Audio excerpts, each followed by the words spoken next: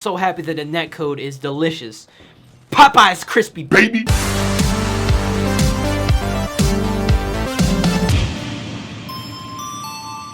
What's going on, ladies and gentlemen, and welcome back to another episode of MavAttack. 3 has come to. Metal Gear Online has approached us in the best way possible. It launched today, earlier on today, and I've been playing a few hours of it. I'm listing up my very first impressions. These are the goods, the bads, the uglies, you know, how it stacks up against the previous Metal Gear Online iterations, and just my thoughts. So let's go in for a second. Now, first starting Metal Gear Online, it will have you take your created character that you created at the beginning of the Phantom Pain. It will take that character into picking a class for the character. Now, you can choose between one of 3 classes for the created character. You got the Infiltrator, which is the sneaky one when it goes in all stealth-like, you know what I'm saying? Close quarter combat, submachine guns and pistols. You got the Scout that kind of stays longer range, has decoys, you know, can set up with a sniper rifle, either suppressed or loud, or you can go non-lethal with the sniper rifle. And of course, you know, you get a handgun to help you out. And then finally, the Enforcer. The Enforcer is the big badass of the battlefield, the one that goes in, guns freaking blazing, Rambo, Mambo, you know what I'm saying? So you can choose between one of these 3, and then you can go into customize your outfit. Now, you can only unlock certain outfits and items for your character to wear, just cosmetic stuff,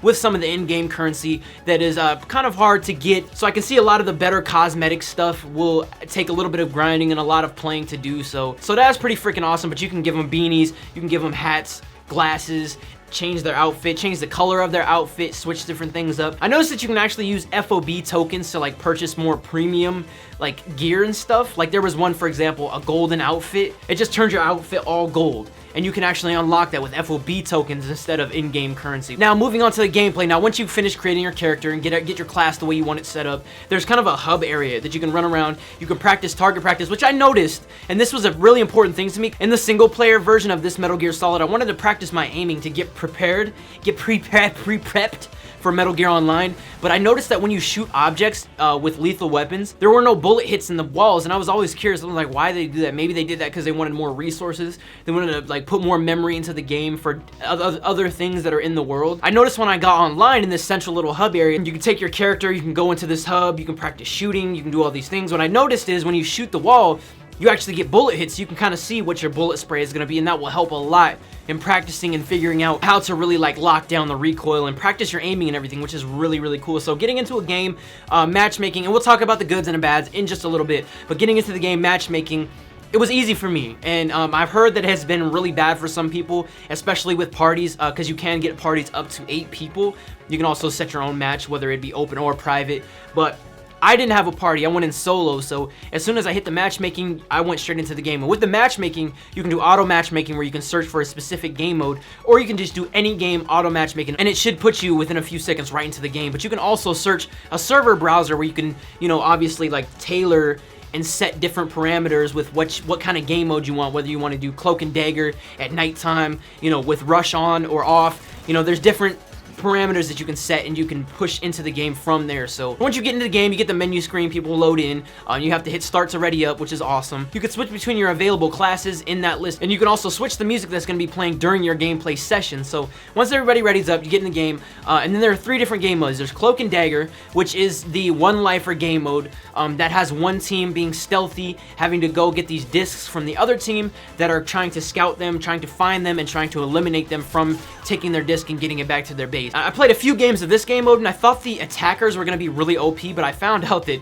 no, the defenders are a little more OP than the attackers. See, the problem with the attackers, if one person on your team is camoed and gets spotted, your whole team gets out of camo. So it's like a team-based thing where if one person gets spotted, you're all fucked. So if you're sneaking in the middle of the battlefield and somebody gets spotted on the other side, you're exposed. All right, the next game mode is called Bounty Hunter. This is your typical team deathmatch variation game mode, but with a little twist on it. Now, previously stated in my Metal Gear Online gameplay discussion video, I talked about the gameplay, and I kind of mentioned the ticket system.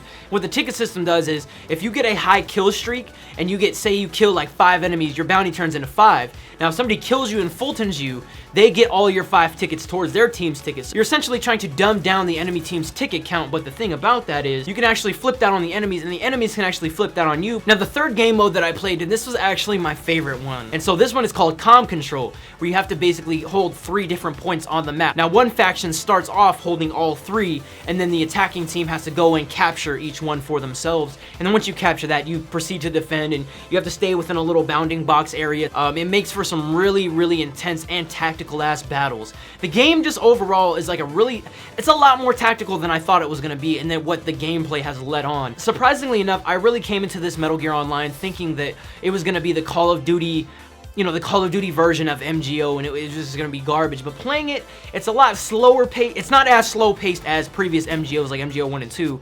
It's a lot slower paced than what I thought it was gonna be. A lot slower paced. There's still a lot of quick, you know, movements and everything. You can sprint, but the sprinting doesn't go. The sprinting is really used just to get yourself out of harm's way, or dolphin diving out of the way. If you sprint or dolphin dive, you can't be seen on the mini map, which pops up, which is a pain in the ass. But that's just their way of saying, you know, if you want to sprint, if you want to dolphin dive, that's on you. But just to let you know, that's gonna have a consequence to it. So the game is actually a lot slower paced than I thought it was gonna be. Not as slow paced as MGO 2. So moving on from the game modes, once you get to rank 6 with your primary character, the character that you created during the Phantom Pain story mode at the very beginning, you can then go in and create 2 other classes where you can customize your character, male or female, which yes, I did make females. And Miss Mav Jenkins is in Metal Gear Online. Let's go!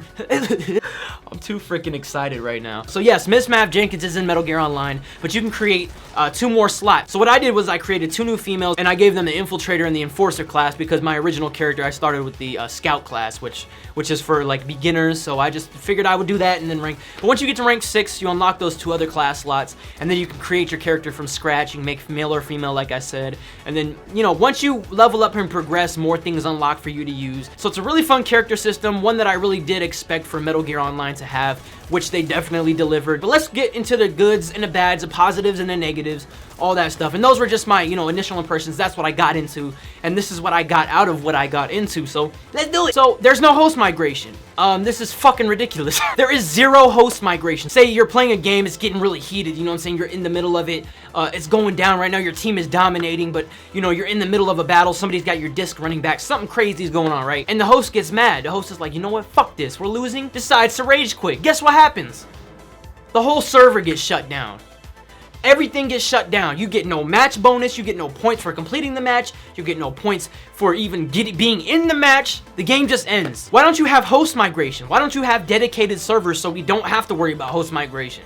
What is the problem? That was like one of my biggest gripes, so I had to just go in about that. That's the only like really huge gigantic gripe, because the netcode, I expected to go into this with a shit netcode, because Metal Gear Online 1 and 2, especially 2, the netcode was garbage, but the netcode is delicious. The netcode is delicious, and they did a great job with the netcode, so round of applause for the freaking netcode, because that was something I was nervous about.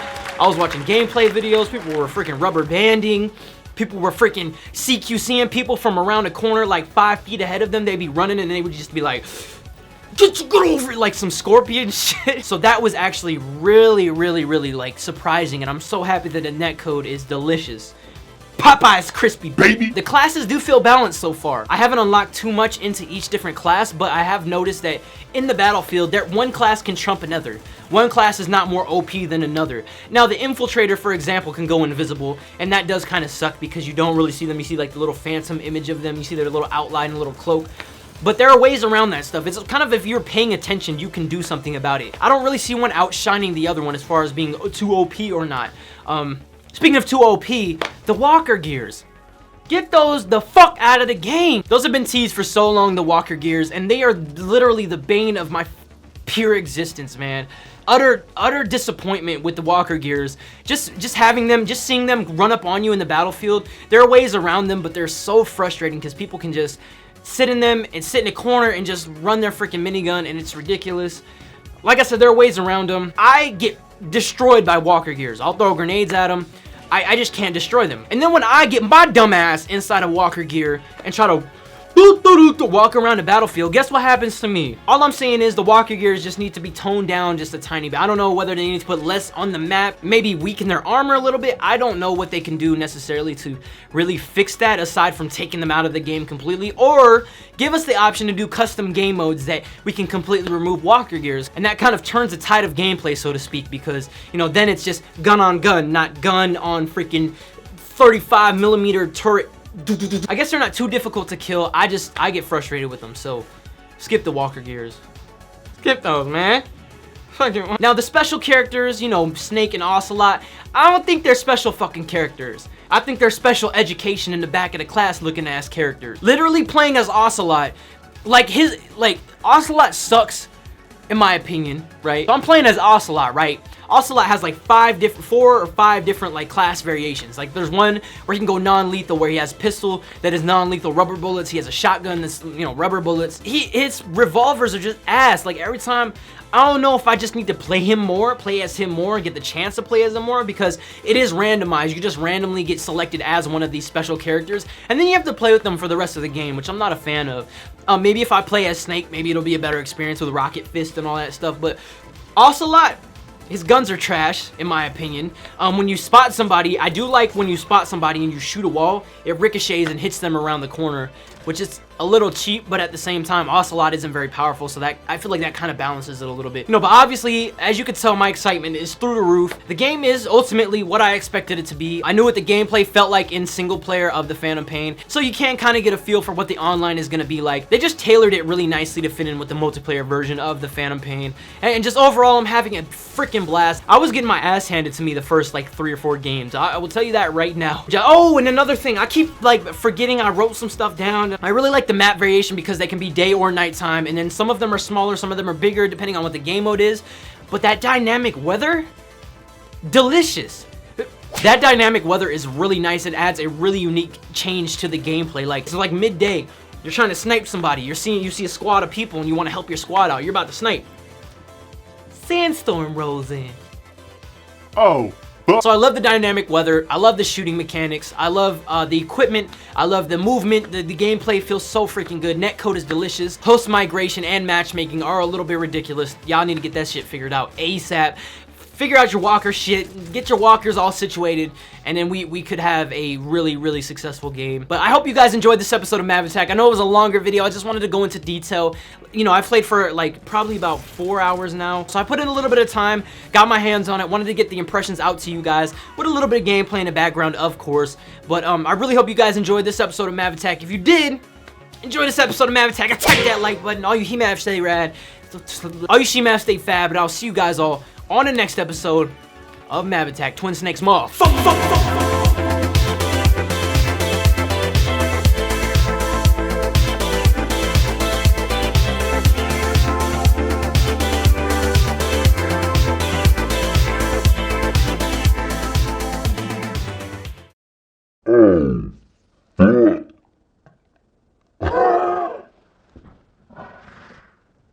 So I love the dynamic weather, I love the shooting